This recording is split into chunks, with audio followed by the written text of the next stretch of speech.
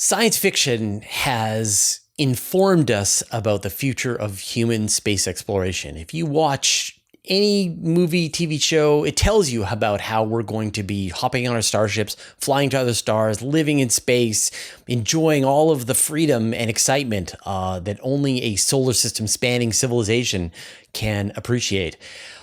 But space is hard and deadly, and there are so many ways that the universe is trying to kill you. Now, my guests today, guests plural, are Zach and Kelly Weinersmith, and they wrote a book called A City on Mars. And it's this question of how difficult will it actually be to live in space, to build a colony on the moon, on Mars, in space itself? Will we see huge cities on Mars where people are living and enjoying that Martian lifestyle? Spoiler alert, it's going to be tricky and hard. So enjoy this conversation with Zach and Kelly, where we go into the details about just how much we are not prepared to live in space. Zach and Kelly, it's great to see you guys again. I'm going to have a problem with this interview, because the whole gist of your book is that space sucks and, it's going to be a lot more challenging than we think it's going to be. Science fiction is filled our head with nonsense. I 100% agree with you. So I don't even know where to start.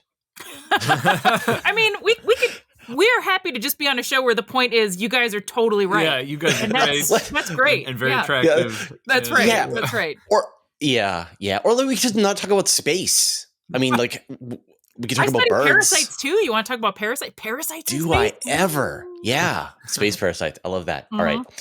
All right. I guess we should do our jobs here.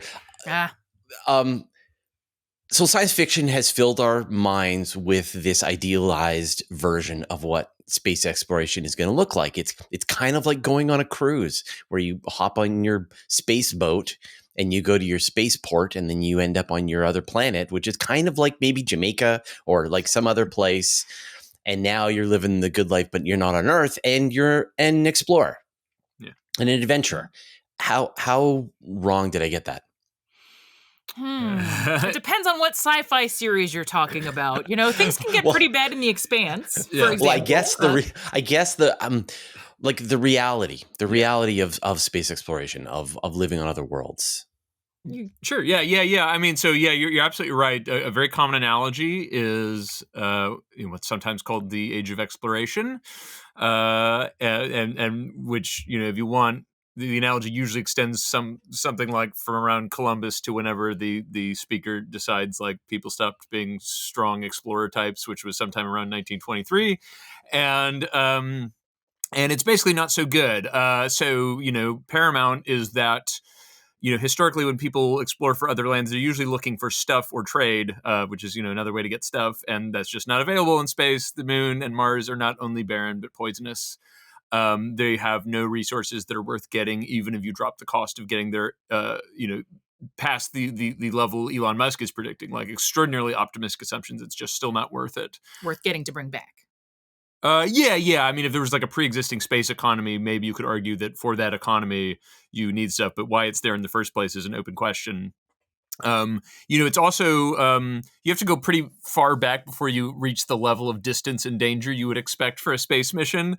So certainly you'd have to go past the steamboat era, and to get to that point. There's also just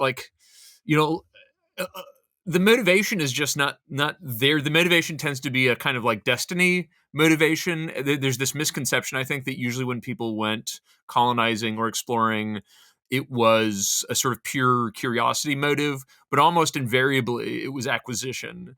So a lot of the exploration that came out of Europe from the early 1600s was just to visit these wealthier civilizations and trade with them. It was, and so people often analogize to Columbus or the East India Company or something, which is somewhat uncomfortable at this point. But there was clear money on the table there, and there's just not for space. As a sci-fi geek, what surprised me the most when we started researching this was how different, for example, the habitats would look. So, I had imagined these beautiful glass domes with, trees growing in the domes. You're walking through the trees and you're looking out at a sunrise on Mars. And so one of the biggest surprises to me was that probably glass domes are out. Like space radiation is too bad. Brent Sherwood wrote this great book about architecture in space, and he noted that those beautiful glass ceilings or whatever in the rotating space stations are going to bake you and kill you with radiation. and so instead we're probably going to be burying things underneath regolith. And I hadn't imagined that we would be like living like ants on Mars or the moon. And the little inconveniences add up, So for example, the regolith it's got, these tiny little sharp edges. And so you have to make sure you don't breathe it in, and you have to make sure that you don't get it in your equipment because it'll grind up your equipment, and you have to make sure you don't get it in your habitat. And all of these little inconveniences that life in space will be filled with, they don't usually deal with, like, okay, well, we got to take off our exterior suit to get the regolith off. Like all these boring things that you leave out of the movies are going to make up most of your life in space. Yeah. I mean, on a rainy day when it's muddy and I have to wear my boots and I have to go outside and I think like I'm going to have to go and I have to find my rain gear and I have to put on my boots. I have to go outside. I'm going to tromp around in the mud and then I'm going to come back. But now I'm going to have to take off my boots and switch to my shoes. But my porch is wet. So do I like open up the door carefully, grab my shoes from inside, and then I don't want to go outside. Yeah. And, exactly. Well, and you don't have to pre-breathe oxygen so that you don't get the bend before you go outside, before you run and yeah, exactly. And I'm not having to count the overall radiation that I've received every second that I've gone outside to decide whether that's worth it for the cancer load that I'm looking for down the road. Yeah, this is, and so like Antarctica is like a brutal place to go and attempt to exist. And there is this gigantic, just, enormous amount of resources that are expended on every single human being that is there doing important research work. Mm-hmm. But if you wanted, you could go live in Antarctica. Like you could just go there right now, build a house, live on the coast, have penguin pets. How come people don't do that? Well, I think the penguin pets part, there's laws against. I think you're not allowed to touch or interact with the wildlife down there. But other than that, Antarctica is so much better than Mars. Like there is a tradition where everyone runs outside with just their shoes on. So like otherwise they're naked. And what is it? Like they run 100 meters and then they come back? I think you're the one who told me about I think the tradition is, I'm going to blank on the name, but it's something like the 300-degree challenge. And so the idea is you start in a sauna where it's something like 120 Fahrenheit or whatever it is. And then you run outside and I don't know if you cross 300 degrees. Anyway, it's a bad idea. Apparently the rule is don't fall. But yeah, so it's much more survivable. Although it's worth noting, Antarctica is a desert technically. It's covered in ice, so you can get water, but it has so little precipitation. It's technically a desert. It sucks really bad. Yeah, and so there are times of the year where you can't get any fresh food supplies because it's just not safe to fly in planes, for example. And that's sort of like Mars. It takes 6 months to get there, and because of orbital mechanics, the window only opens every 2 years. So there's periods where you can't get any fresh stuff unless you're growing it yourself. But yeah, you could die if you're left outside exposed to the cold for too long. That's sort of Mars. Can I give my favorite story about how awful Antarctica is? I was reading a book called Operation Deep Freeze, which was on the history of the U.S. Getting Antarctica permanently crewed, a permanent base.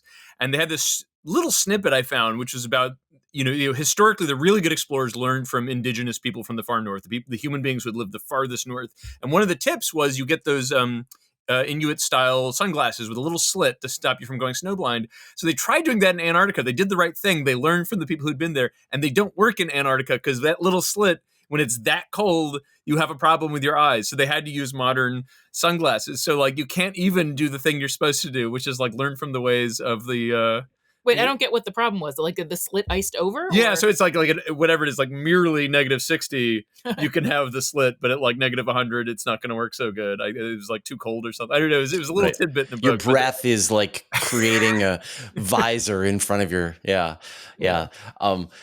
And so like you guys like the part that I thought was most interesting and the part that I could sort of see the sort of dawning horror in your minds of the book was as you attempted to come up with a reason why. Yeah. and you overturned pretty much every single reason that anybody's ever said for why we should go to space. So can you go with give me those top ones, the ones that most people think are the reasons to go to space? We can take turns. Sure. Take turns. Yeah. So one argument you often hear from like the Bezos rotating space station camp is that we should create settlements in space because we can move humans from Earth to space, and that will reduce our burden on Earth. And a big part of moving to space is to save the Earth, and so we'll reduce overpopulation. And so what we concluded is that when you start thinking about the numbers, it just doesn't add up. So the Earth is putting on something like 220,000 people a day.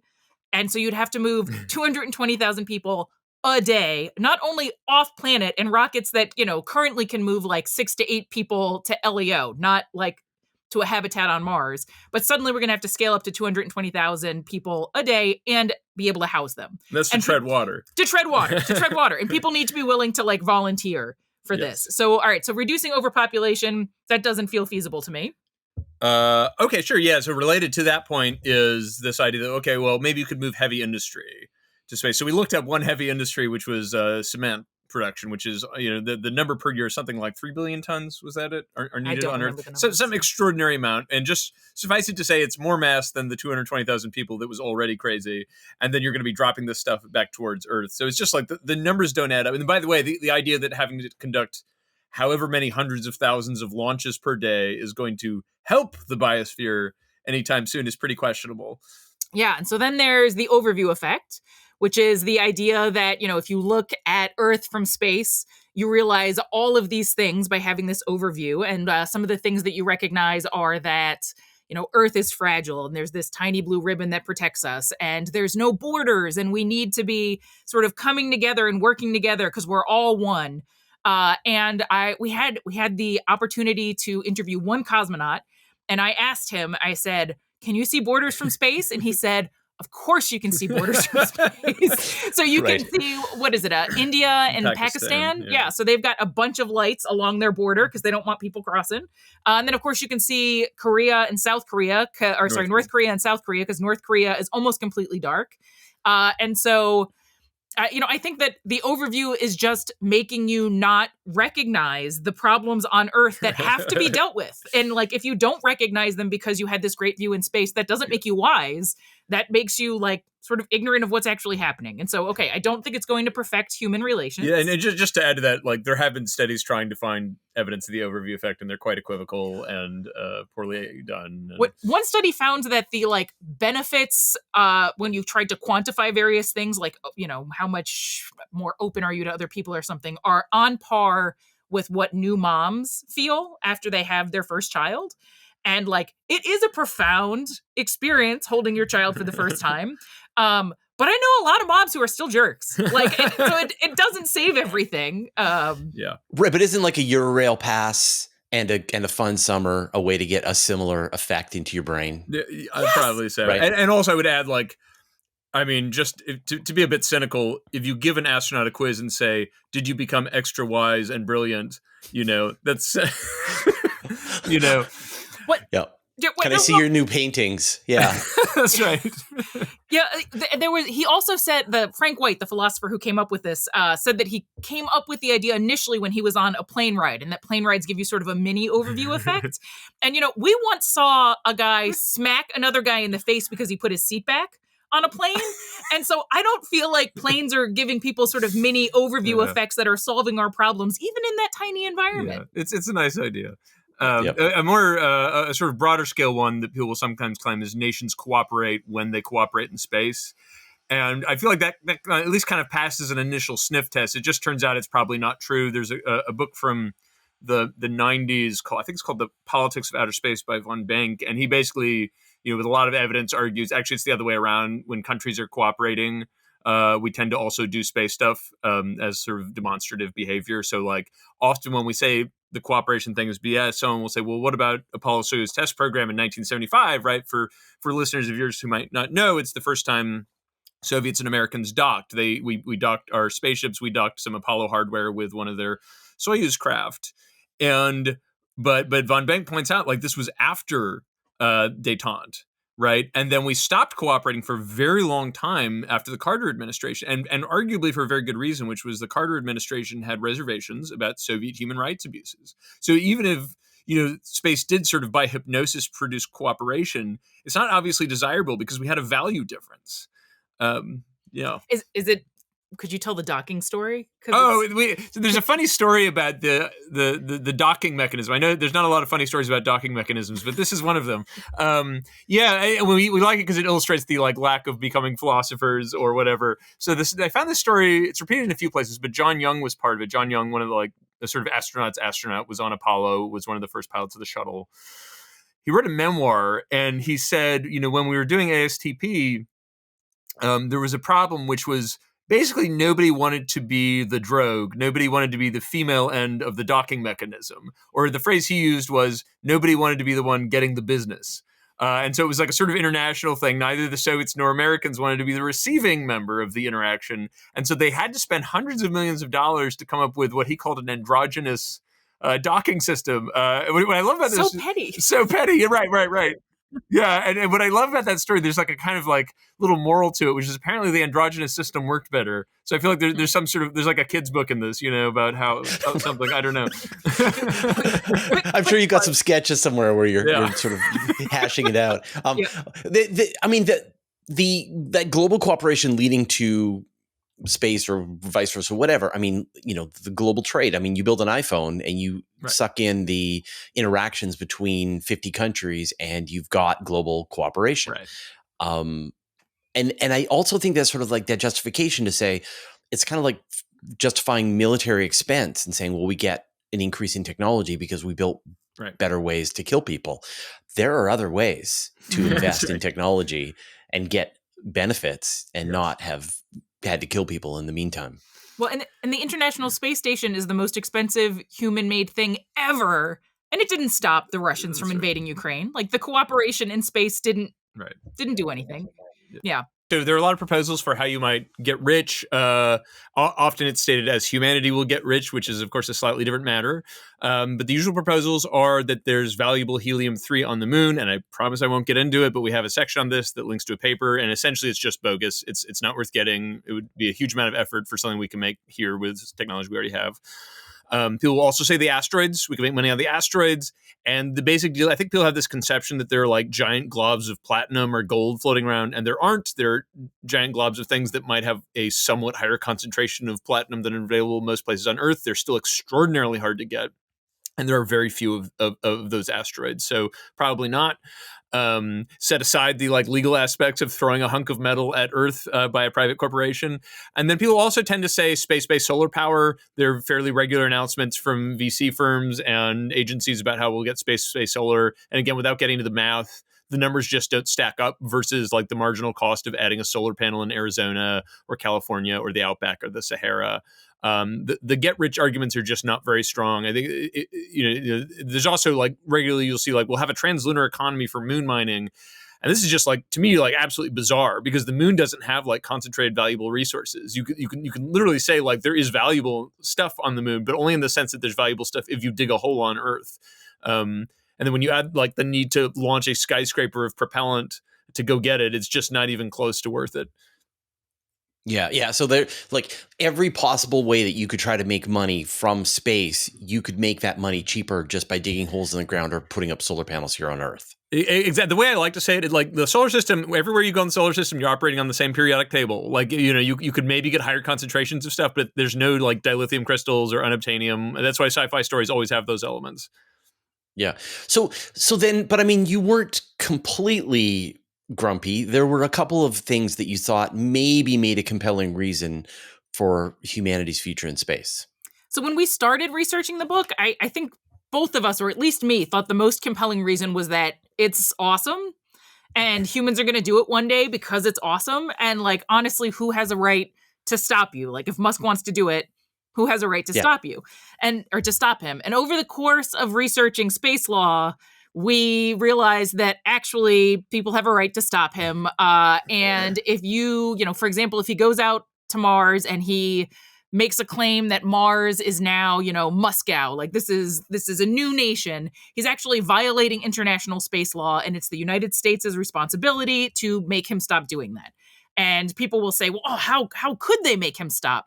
And they could just stop letting him ship his rockets off. And anybody living on Mars is going to die on Mars if they don't get regular resupplies from Earth for generations. It's just going to take a long time to be self-sustaining. And so because of repercussions back here on Earth, things like, what if you accidentally nudge a heavy piece of mass into Earth's atmosphere, or if a terrorist does that? Just basically, space activities need to be regulated because it has implications for the rest of us down here on Earth. So it's awesome, but people have a right to stop you. Right, but the it's awesome, I think that still passes the test. Yeah. It's awesome within parameters. It's still fine. Yeah, it's awesome, and if we do it right and safely, it's going to be super awesome. It Right. could be really not awesome if we do it the wrong way. But still awesome. And then Okay, good. All right. So space is still awesome. It's like for the people who are just getting grumpier and angrier about this episode, their fingers are hovering over the dislike button. You heard us just say it right now. Space is awesome, and it's going to be even more awesome. Yeah. And space exploration, awesome across the board. Settlement, awesome. Little complicated. We want to make sure we do it right. Yeah, and just to add a cap on that, I think part of why we talk about that argument is very commonly among space geeks. There's this idea that okay, maybe we won't get rich, and maybe you won't have world peace, and maybe you won't blah blah blah blah blah, but we want to. And there's no reason a third party gets to say no. And so the question we ask is, should a third party get to say no? And then the second argument is just this idea of a long-term plan. In other words, so Stephen Hawking said this, Elon Musk says this. We need a plan B for humanity because you don't put all your eggs in one basket. If you are think it's an ethical duty to make sure the human species survives and prospers, having a second backup in case we really mess up Earth would be good. And that's on its face a totally reasonable argument. But what takes the rest of the book is saying can we do this? And then also, is the existential risk equation as simple as 1 + 1 = 2? And by the end, we will say it is not. There's probably an increase in existential risk. Right. So that argument that we need to go somewhere else to deal with an existential risk for Earth, to compress the entire book down into an answer to that question, the answer is no. Yes. No. We'd almost rather say it's probably no. I mean, you can posit scenarios where maybe it's fine, and in the very long term, it's plausible. You can imagine some world where there's kind of Star Trek-y technology, or even very very long term where we're talking about colonizing another star. But the idea of putting all this infrastructure above Earth's gravity well anytime soon is kind of terrifying. Well, I think about the things that have happened in society when humanity had to downscale its population or its living arrangements, like when people moved from mainland Australia to Tasmania, and apparently they lost the ability to fish. Like there's technology that is only developed when you have a large enough number of people.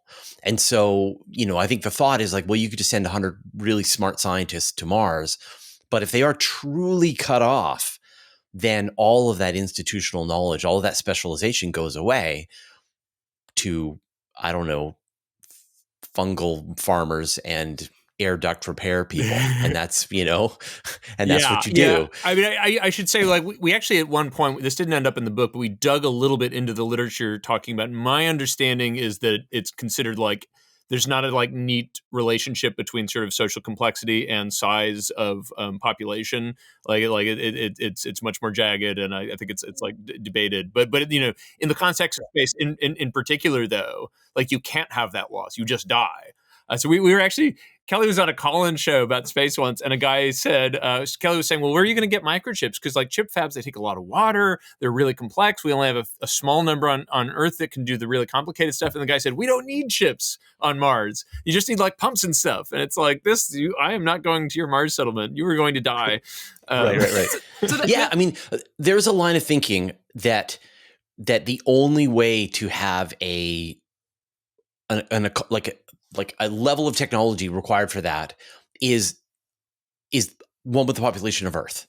That it's only with the entire population of planet Earth do you get gigantic chip fabs and the level of advanced technology that we have. And maybe you can imagine China with 1.6 billion people and a technological infrastructure being able to be self-sufficient, but even that would run into all kinds of issues. And so until you've moved 1 billion people to Mars, you're going to have a really hard time matching the kind of lifestyle that I think the people who have left Earth have come to expect. Yeah, and we were talking to a friend of ours who's an aerospace guy, and I was trying to say, is there some way to back of the envelope say how much like energy you would need on Mars versus like a household on Earth? And as we were discussing, we kind of decided it was just too richly complex of a question. But one thing he pointed out was, on Earth, the easiest, most efficient, most clean way to ship stuff is over the sea, right? Which just doesn't. So you try to imagine like having a China, but without all those shipping lanes, right? It's like a much harder problem. And that's just one thing. Well, and Cuba and North Korea have tried to be to some extent autarkic. Yeah. And it hasn't worked so great. And a lot of the people living in those countries would probably rather not be living in those countries. Yeah. And, I think there's something like, oh my gosh, I can't believe it's thousands of different specialists for medical stuff, like all the different kind of medical problems you could have. And I'm sure you could live with far fewer of them. But wouldn't you really prefer to live in a place where if you get pancreatic cancer, the pancreatic cancer person can help you out? I mean, I know life expectancy is low for that one. Maybe that wasn't a good choice, but still, you'd like to have your specialist there when something goes wrong. Yeah. And so, but you see people in discussion forums and all kinds of places across the internet, and they, when they were taking volunteers for the Mars One project, there was an endless lineup of people who were being interviewed, and they were narrowed down, and then the whole thing went out of business, and so it wasn't a problem. But so we didn't have to watch them die on Mars. Great TV, yeah, right. But like that romantic notion that people have that they want to do this, that they want to be that explorer. Like, what's going on there? Do you think? I mean, it is awesome. It remains awesome. And I think right, because space is awesome. We covered that earlier, right? I remember now. We did, but so I mean, to me, one of the problems is that like those people have a right to decide that they want to die on the red planet. Like that's their right. But when you're talking about settlements, you have to have kids, and to me, that's where I feel like it gets really ethically dicey, because now you're bringing children into this environment that they're probably going to die in, and that's going to be very harsh. And we talk about a bunch of ethical implications of that in the book. But yeah, I guess to get to your question, my guess is that they just think it's awesome. And then also there's just certain personality types, like some of these people were saying like, I will go, maybe I'll die. And yes, I'm leaving my young children and my wife behind, but this is an important thing for humanity to do. And there'll always be those people. Maybe you don't want to restart civilization with those people. I don't mean to be mean. We need, yeah. But like there are ways that you can experience 95% of that here on Earth. Mm-hmm. Like earlier I said, go set up your house on Antarctica, give it a shot. Yeah. Yeah, I do think there is also like if you know your polar exploration history, there is a kind of romance of being the first.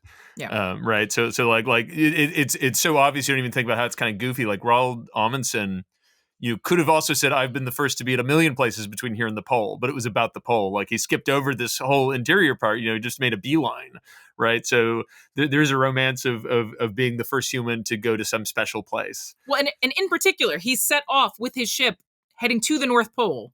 Found out that recently 2 other claims had been made on the North Pole for being the first to be there. And it wasn't just that he wanted to see the North Pole. When he found that out, he was like, no, forget this. We're going to the South Pole. And he Let's do the other one. Other pole. Yes. And he won. And that's why we remember his name. So it's not just about like a heart with a desire to explore. Yeah. It's about being first and getting your name in the history books too, which, I get. But yeah. And that's interesting too. Like, there's actually a ton of exploration that can be done just around your own house, that you don't have to go halfway around the world or halfway across the solar system. That if what you're trying to do is be an explorer, you can go and try new restaurants that you would be afraid to go into. So I think what the people who are growling at their speaker right now would say is, well, that's there's a difference between exploration in the sense of gathering scientific data and the sort of frontiersman exploration that they're imagining, because there's a belief, and we just put out an article arguing against this, but there's a belief that kind of living on that edge where it is very difficult and where there are constant challenges will result in a not just a culture that's more creative, but like literal technological progress. Like, they'll need to have better robots, so they'll be really incentivized to have better robots so they don't die. And to which we say, one, there's this whole thing about the frontier as you think of it from movies is a myth, but also just, like scientists working in AI right now, for example, get paid something like $1 million a year. They are highly incentivized, right? The idea that they also need to be threatened with death by suffocation in order to be productive is ludicrous. And by the way, we point this out. It's not as if the like high technology is proceeding out of like caves in Afghanistan, where life is indeed quite hostile. It's coming from the effete coastal tech hubs. So, we have a joke we call the necrosphere thought experiment, which is like, well, if you really believe that throwing engineers in doom produces technology, we should just evacuate the air out of a dome and fill it with radiation and throw engineers in and tell them to survive and just collect the rewards. Right. Which, if it sounds absurd, is exactly what people claim for Mars. But I wonder, like, there's some kind of overlap with like a fascination with the apocalypse, for example, Yes. where everyone is gone, but the shopping malls are still open and the food is fresh and you're wandering around and it's a fresh reset and you're one of the chosen people and you're able to live this vibrant new life in the decaying bones of humanity after everyone else is gone. And I feel like there's like, it's just so deeply flawed. It's fun, it's a fantasy, but the reality is, you got a toothache. Oh, now you got an abscess and you're dead. Yeah. I do think part of that. So like part of, I remember we were talking about this the other day, like right when COVID started, there were all these preppers who were like, I told them, but they didn't listen to me. And now we're in the apocalypse. And it's like, it's a, I can't get organic oranges now apocalypse. It's not a like roaming the highways with a shotgun.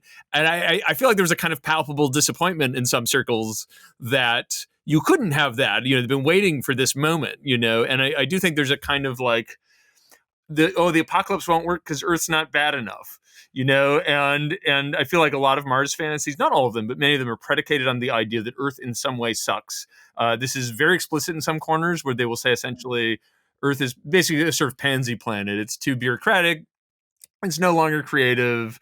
It's too pearl clutching. If we could just take our manly men to Mars, we could start over without all you wuss bags back on Earth. But without that separation, we can't do it. And it's just like, one, when you go, you're going to be totally dependent on the wuss bags running finance and tech back here on Earth. But even if you were, there's just no evidence of this idea that like people on the frontier become like sort of mighty in the way described. And anyway, as you said, like, one of the classic problems in space is that the memoirs are boring, right? So a lot of money was paid to early astronauts for their memoirs. Turns out nobody wanted to read them because actual life in space is like sitting around and washing the toilets, and having your tooth abscess. I talked to Don Pettit, who's an astronaut, and we talked for a long time. And one of my favorite astronauts, fascinating guy. And we were talking about like what your average day was, and he says just like exercise and maintenance was my whole day. That I would, I'd exercise for 2 or 3 hours every day just to stop my body, like my body from falling apart.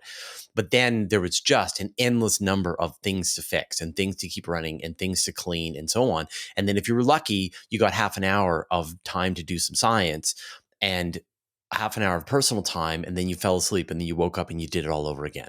Yeah. And that's your life. Scott Kelly's book Endurance is another great book for documenting all of that. He's like, you wake up in the morning, you got a headache because the carbon scrubbers, they're trying to figure out what's the lowest amount of carbon dioxide we can scrub from the environment and still be fine. But I get a headache and he doesn't. And now I've got to try to put the bathroom back together or the toilet back together. And Peggy Whitson is talking about needing to like put on a glove and smoosh down the waste every once in a while. And it's like, this is not fun. Yeah.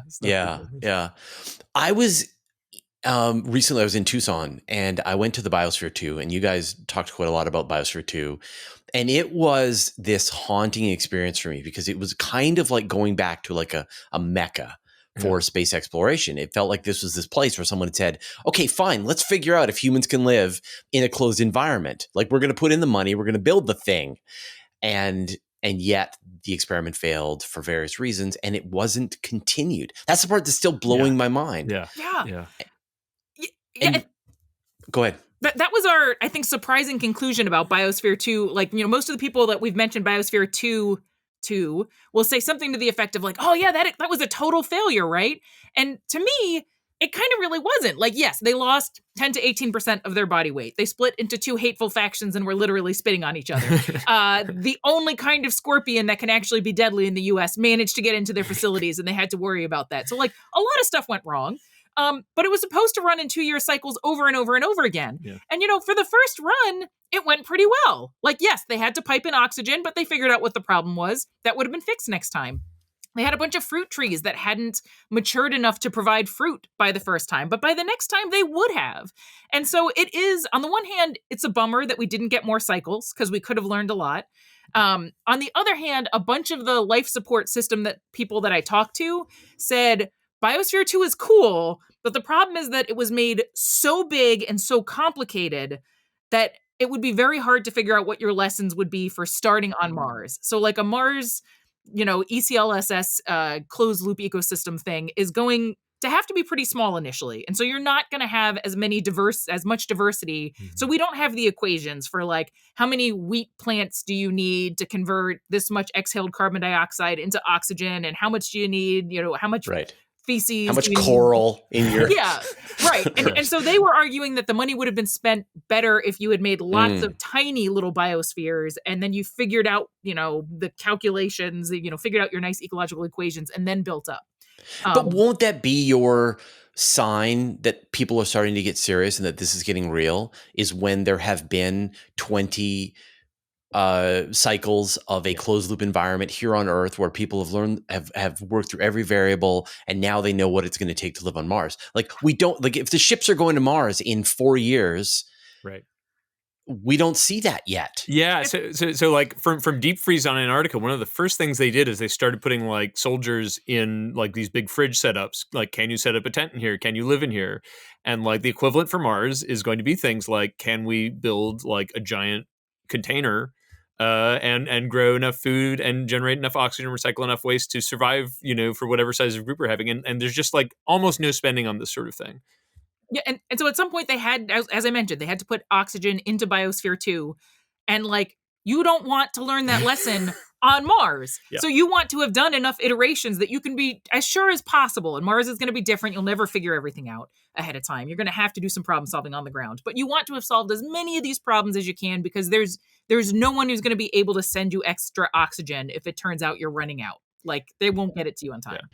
And I mean, there are some Mars simulations both in the US and in China where people go and they spend a couple of weeks or months in a simulated Mars environment, and they handle the communication delays, but they're breathing air and, and they've got food and yeah, and they're not closed loops. Japan and China have done some simulations that include closed loops, but like in China, where we are is like they had 3 men in one of those closed loops, and there was too much carbon dioxide, not enough oxygen, so they had to switch out 2 of the big men for 2 smaller female participants. Like, that's where we are with these systems right now. Like, oh, not enough air for everybody, got to get in some shorter people.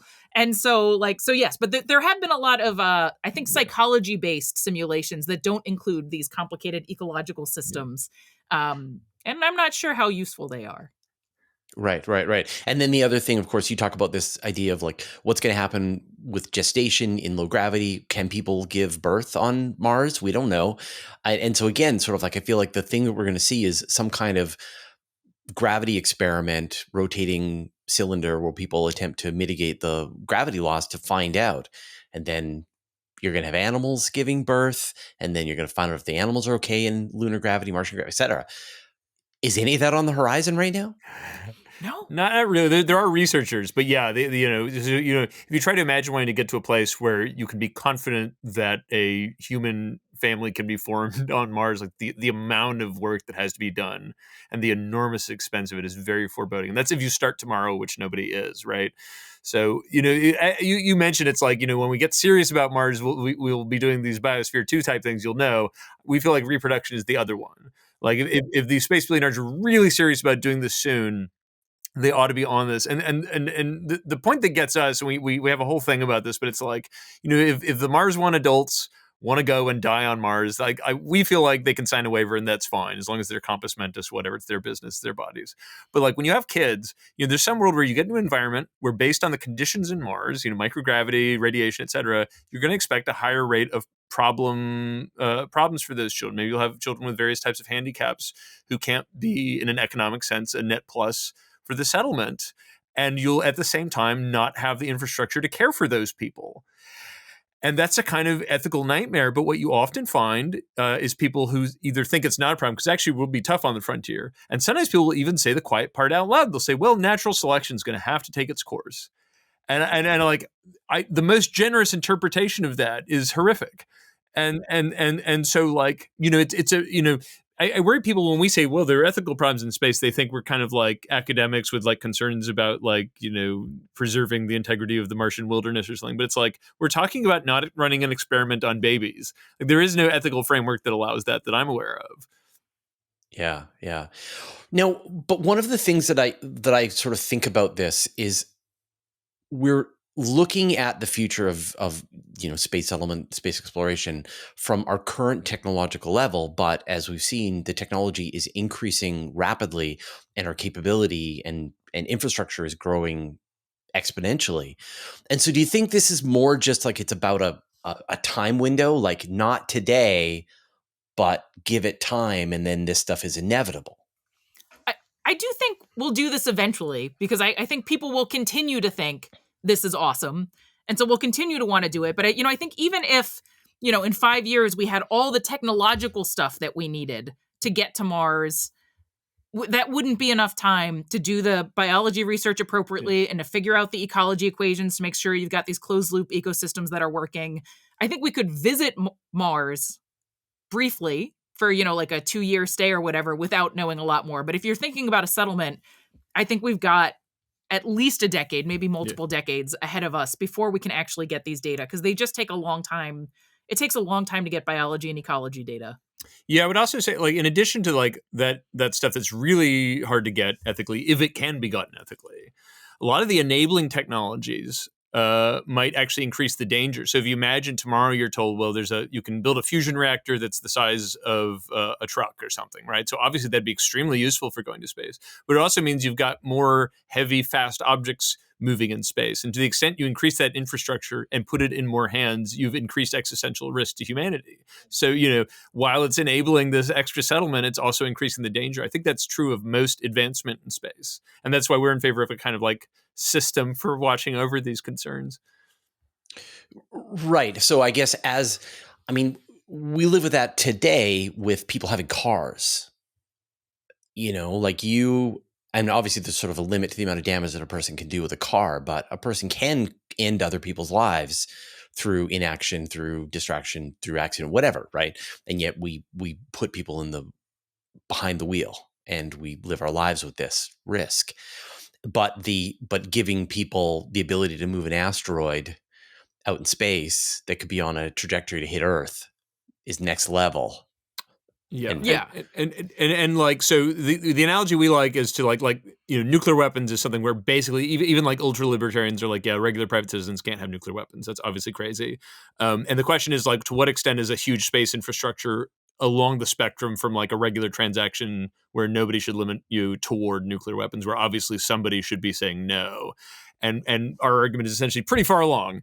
And just to represent the opposition, the usual response we've gotten is, well, Earth has had nuclear weapons since 1945, and we haven't blown ourselves up. So why would having the space stuff add to the risk? People, we have mutually assured destruction. Why would we do that? And our response is essentially like, that would be like saying it would have no additional risk to give every country on Earth and a couple dudes who run companies nuclear weapons. Would not add to our risk, because after all, nothing bad has happened since 1945, which seems just sort of obviously crazy. And the other argument that we often get is that asteroids, for example, are not very good weapons because they're hard to aim and it takes a long time to sort of get them to where you're going. So people have a lot of time to plan. And that's all true. But like, people make mistakes. And so, maybe they don't mean to hit the US, but it gets too close, it gets pulled in. And then, there are terrorists. And the more people that you get out in space, the more communities you get out there, somebody who's a bit unhinged and has the wrong, ability to move heavy things, like, this risk increases. It doesn't have to be a mastermind who's trying to go after a particular country. You can just have mistakes or people who are evil. There are some humans who have been evil. Right. But I think sort of back to like maybe I'll rephrase my question briefly, because I don't think it sort of sunk. But like when you take, say, the increase of the gross domestic product and just like the increase in growth, and you chart that forward a few hundred years, and you have to be living on every single planet and asteroid in the entire solar system, you're consuming the gross domestic product of the solar system within a few hundred years, and that's at like a 2% growth rate. And so that growth will, like, unless we stop growing, which isn't entirely possible, who knows, but if we keep going, then these things that are far-fetched and impossible today become inevitable down the road. It's about the time frame that we're hoping to see these things accomplished. Do you think that's right? I think that is right. I mean, one thing, I don't know if Kelly agrees with the way I say this, but the way I like to think about it is like, you should stop thinking of space as like an economic or like cultural enhancement choice, and start thinking about it as like an aesthetic option for a very advanced civilization. Like at some point you can imagine maybe in a century or two where it's like we were all surrounded by like ultra advanced robots so that they can just arrive on Mars ahead of you and set up this massive infrastructure. So it's basically Disneyland, and then you can just show up. That's, at least from the perspective of the people going, that's a much safer way to do things. Or if you imagine a world of vast energy abundance, maybe we can have like plasma shields around Earth or whatever space age thing that'll deflect asteroids that are going in the wrong direction or whatever it is. But so we have something we call the wait and go big theory or approach, which is, if you're thinking about space settlement, we need to wait until a lot of this extra science is in. And then the reason we say go big is essentially because if you're going to do this, there are a lot of problems that are mitigated by scale. Ecosystem development might be one of them, right? It might be easier per person to have a much larger ecosystem, but it also helps with things like psychiatric and medical care and providing economic opportunity. But I think what you're asking is that with growth, so you said it would be an aesthetic choice. Yes. I think you're saying with growth, it's going to be inevitable and we're going to have to do it at some point. Yeah. And so I think, and not necessarily for population, like just like the size of our economy will require us using all the resources in the solar system.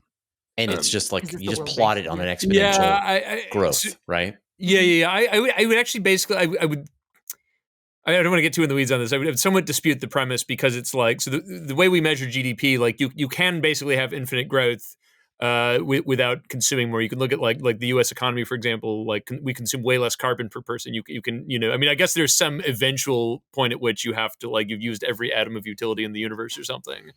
But you can expand wealth a lot without more stuff. So we were talking to a developmental economist about this.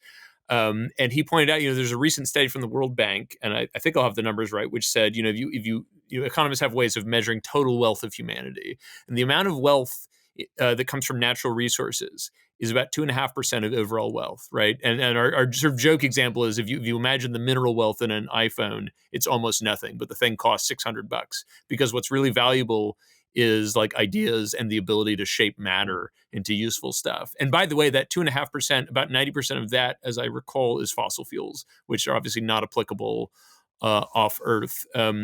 So I do think it's a more complex picture. I mean, I don't want to get too sci-fi about this, right? But you can imagine a world where we're all just in the Matrix and GDP can just expand forever. I mean, we want to talk about like 2 centuries hence. I don't know.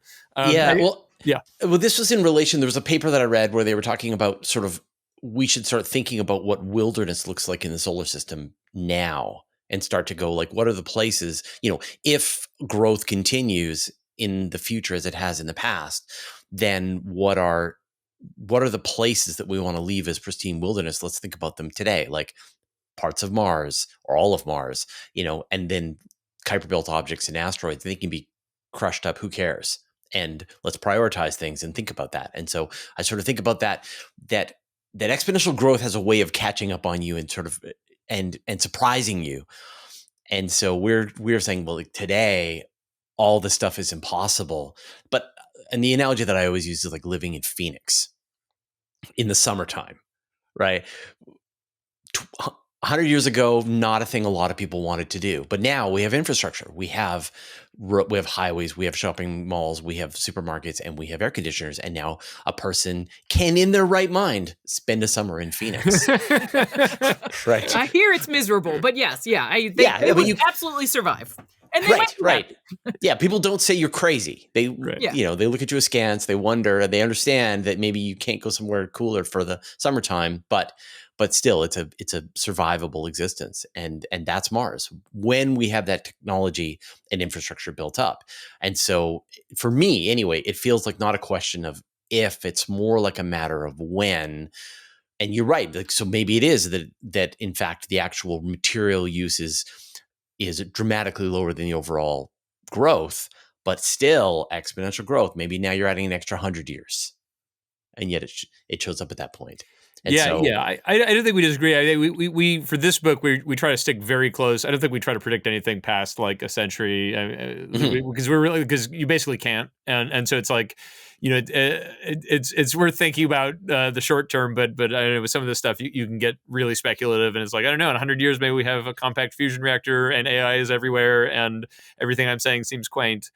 But I do feel like now is a good time to start deciding, like, what are the rules going to be for resource extraction, and who gets to sell what, and what areas do we not mine, and what areas do we want to forever preserve as parks, or scientific, what areas are most scientifically interesting. We don't want to let any rovers go there or something until we know they can collect the right data.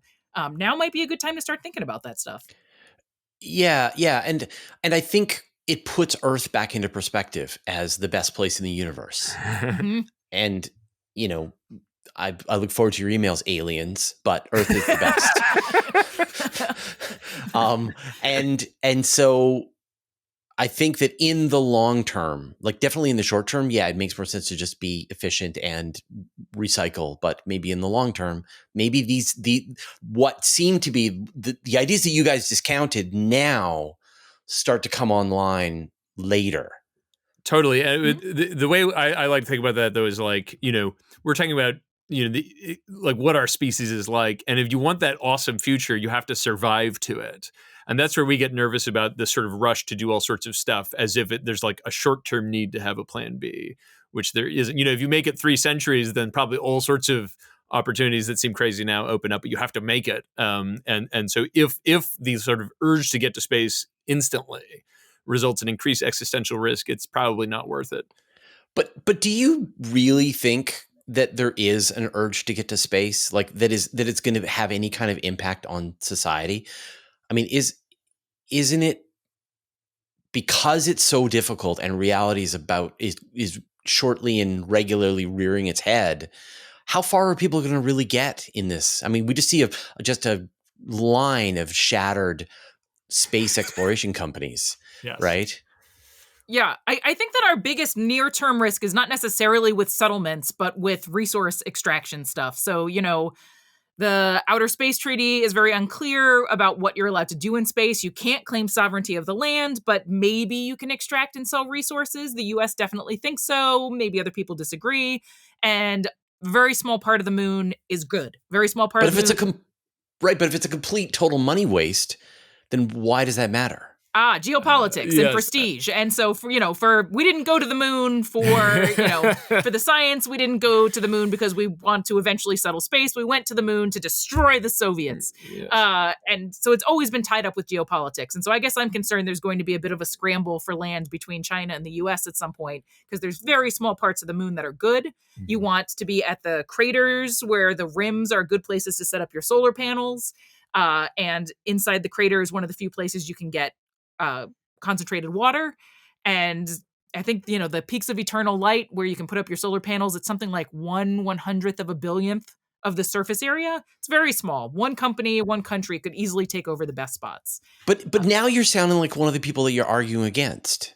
Because that still sounds to me like you're saying, well, like you're going to the moon and you're setting up these collectors and you're harvesting this water and it's question mark, profit. Right. So here's the way. Yeah. So let me like disambiguate. So there's 2 pieces here. One is we are saying there's nothing worth doing economically on the moon. There's science, whatever, awesome, but like economically, in the usual sense of making you richer or militarily more powerful, the stuff nations care about, there's nothing worth doing. And so, yeah, you could say, well, then why are you arguing about like we should stop this? Because if it's not going to happen, it's not going to happen. And our concern is in the short term, space. If you look at the initial space race, right, there is no good reason to put a guy on the moon, right? People at the time, Kennedy leaned into this, right? It's new frontiers. Eisenhower at the time was like, this is crazy. This is obviously a waste of money. You're going to turn us into a garrison state. You're going to spend huge sums that could just like go to all sorts of other stuff.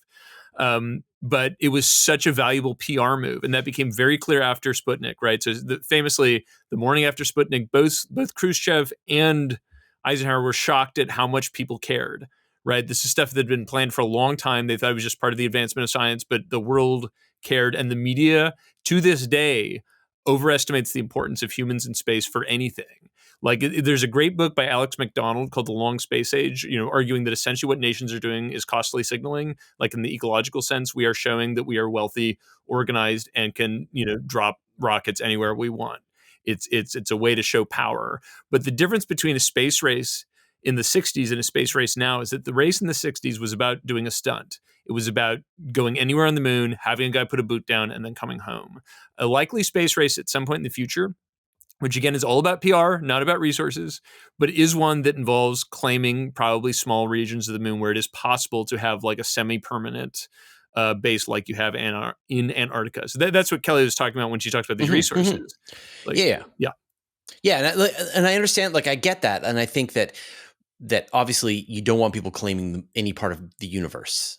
And that we already have the Outer Space Treaty as a potential template for what that could look like. The Antarctica Treaty. I mean, this issue has come up before. You can't just leave Earth, claim stuff, call it your own, and that be okay with other people. And because all of your interactions are still here on Earth, you've got to account for that through your interactions. Like, you can't be self-sufficient in space. Therefore, you can't just say, I'm taking my toys and I'm going home. You're stuck with us. Yeah. Mm-hmm. And you're going to have to come back to the bargaining table. Yeah. So it's like, yeah, I guess that covers it. I mean, I sort of feel like right now, everyone is so hopeful and enthusiastic and really excited. And then as a reality dawns on us, we'll actually find out what are the issues that we're learning, like mega constellations. Like, these are a big problem and they're making money hand over fist. Yes. So now we've got a problem. Yes. For space junk, for observatories. This is where the rubber is now going to have to hit the road. Mm-hmm. And I wonder, how do we prioritize these versions of space exploration? The ones that are, yeah. Yeah, I mean, so our view is like, in order to stop some kind of like turf fight, I mean, like, so we get into like legally why there are reasons to be worried about turf fights on the moon, even though you can't claim sovereignty. But, one way you could avoid that turf fight is just to internationalize and bureaucratize it, which absolutely would make things less efficient and more boring and all that stuff that people hate, but like would avoid a turf fight over what is, again, probably not an economically valuable thing to have. And I wonder that idea of like it being a PR stunt, is there a way to come up with a treaty that allows people to do their signaling exactly in a way that makes their nations happy and yet minimizes the downsides? Yeah, so one of our favorite stories, this is basically what's happening in Antarctica, right? So there, if you go back to the 40s, you could imagine there being some kind of fight over Antarctica, even though it's like not super useful. There were like counterclaims. We have this story about like Nazis showing up. They wanted to start a country in Antarctica, and New Swabia. New Swabia, yeah. So the deal that was come up with was essentially, there are all these nations that even have overlapping claims, and they basically agree to ignore that and allow people to do science. They don't lose their claims, but they can't make any new ones. And the only kind of signaling behavior that's going on, which is just amazing, is that both Argentina and Chile have sent women to their claim to have babies, presumably so at some point in the future they can be like, you see, we have always lived here in Antarctica.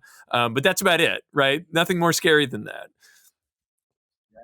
Well, but the science is the prestige. You set up big research stations, and yeah, and I think that's it. It's the science is the prestige, because the science is delivering. And like, there's some, speaking of these closed loop environments, they've got this container in Antarctica where they're growing fresh fruit and vegetables and getting more complicated every season figure out new ways to grow new things and provide fresh vegetables at larger and larger scale. And you can imagine they get to this point where they're supplying a vast majority of their local fresh food purely through learning and iterating. And it just took them, 20 years. And I think the European Space Agency is leading this, which is great. Yeah. It's objectively awesome too. I mean, you could imagine like, the international community pays to build a research station on the best part of the moon, and it's huge. And the way you show prestige is you as a country have to be able to afford to rent out a segment, and you can do the most awesome science there. And there can be some way that we could all sort of work together, but still everybody could get the prestige, but maybe like in a facility that's jointly owned or something. Yeah. I think, like, for me, like, I absolutely see humans on the moon. I see a research station on the moon. Ideally, it's an international station and that can kind of minimize the saber rattling and virtue signaling, but and then something on Mars and maybe something on an asteroid or two, just because that would be cool too. And then they're permanently habited. And like right now, every time I see the International Space Station go by, I'm like, there's people up there because space is awesome. Yes. Yeah, it always comes back to that. One of our like the coolest thing to me is like if you get people in those lava tubes on the moon, like how awesome would these massive caves, That would be cool. No one's ever been down there. Yeah, and then now you're kind of like, oh, but now I want like people to live there and see that, and like you just get sucked back into it. Yeah. Oh yeah. The fantasy is a great fantasy, you know, but it's just not going to do all the like pragmatic stuff you want it to do. Yeah. But whatever, it's cool science. So I think you guys are having a big impact. I've noticed a serious change in the tone of the comments on a lot of videos that I do, and I'm seeing a lot of, you guys are deluded. This space stuff is never going to work. People are never going to live on Mars. I'm like, someone read Zach and Kelly's book, I think. We want people to be nice to each other and optimistic. Oh, it's YouTube. Come on, it's YouTube comments. What can you expect? Yeah, all right, fair enough. Yeah, we can't control that's nice for YouTube. Yeah. Except the rest of my YouTube audience, you're all wonderful, and so polite to me all the time. Thank you. All right, so Zach and Kelly, what are you guys obsessed with right now, individually? No communication first. Parasites. Yeah. Oh, that's your job. Yeah, that's my job. I'm a parasitologist. Okay, well, so fine. So in parasites, what are you obsessed with right now? I am obsessed with thinking about whether or not we should be concerned with their conservation. How do the conservation arguments that we use for things like tigers, do they apply at all to things like tapeworms? And just sort of thinking through that. So you'll love this. So I live on Vancouver Island, and we have a creek called Morrison Creek, and that creek is the only place for the Morrison lamprey, and it is a protected parasite. Nice. And there's little pictures of it, and kids go and learn about the Morrison lamprey, and they have little animated little drawn versions of it. So it's already started. Nice. Oh, that's great. It warms my heart. I'll say if you go to our conferences, there'd be a fight about whether or not that's a parasite or a micropredator. Uh-oh. We don't need to get into it. Sure. Human definitions are a pain in the rear end. But anyway, fine. Okay, fine. Yeah, I'm returning to parasitology. It's clearly a micropredator. Yeah. I think it's all interesting. I don't care.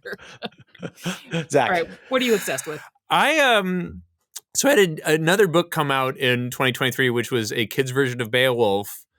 Called Beowulf, and it did pretty well. And so I'm working on a sequel. And so for me, as a certain type of nerd, that involves reading a lot of like the Old English corpus. Not that I speak Old English, I have to read it in translation. But so I'm reading a lot of like weird, 5th through 11th century literature, and that's what I'm into. Can you read it like? Can you understand the English, or do you have to? No. Right. When you say Old English, people think Shakespeare. Shakespeare's modern English, or you could call it early modern English. I forget, but like or if you ever had to read Chaucer and you're like, this is getting a little hard, that's like Middle English. Old English is like closer to German. So you can pick out words like the word for chicken is chicken, but like you can't read it. It's like reading English, only English with German grammar. So it's got all those like conjugation rules and complicated stuff. So you can't just pick it out. You can't even kind of like, it's much easier to read French as an English speaker than it is to read Old English. Oh, that's interesting. And I don't know, can you use it? Is there like a Duolingo? I wish I would kill for a Duolingo Old English. No, Yeah.